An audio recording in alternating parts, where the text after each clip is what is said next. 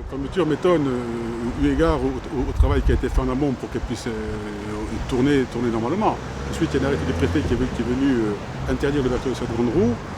Il y a eu deux actions qui ont été faites au point du tribunal administratif. Le premier, c'était un référé en suspension. Le second, c'était un recours au fond.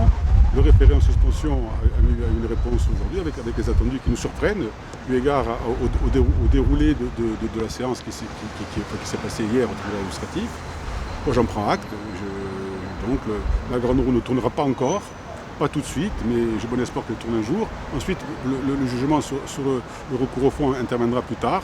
Mais c'est surprenant et voilà, donc je veux dire, c'est un petit peu embêtant parce que vous savez que tous les efforts qui ont été faits et de la part des services de l'État, de la part des services de la mairie, pour que cette grande roue puisse venir en toute sécurité sanitaire naturellement, et d'arriver à un tel résultat, c'est vraiment gênant, d'autant que c'était déjà, sans qu'elle tourne, c'était un attrait supplémentaire pour notre centre-ville, mais le fait qu'elle ait pu tourner, notamment le week-end avant Noël, aurait été un atout encore plus important, et ça ne s'est pas fait. Maintenant, nous attendons la suite.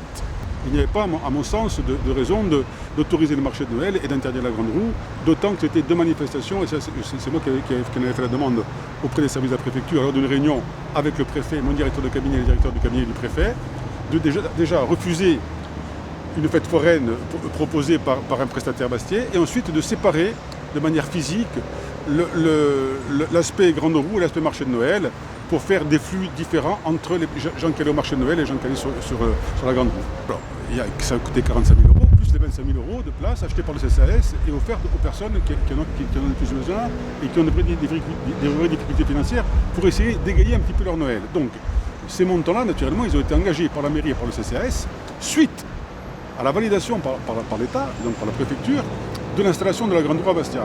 Donc ça, c'est justement le recours au fond viendra confirmer que ces sommes-là qui ont été engagées par la mairie ont été faites après assurance que la grande roue pourrait ouvrir. Vous demanderez réparation donc?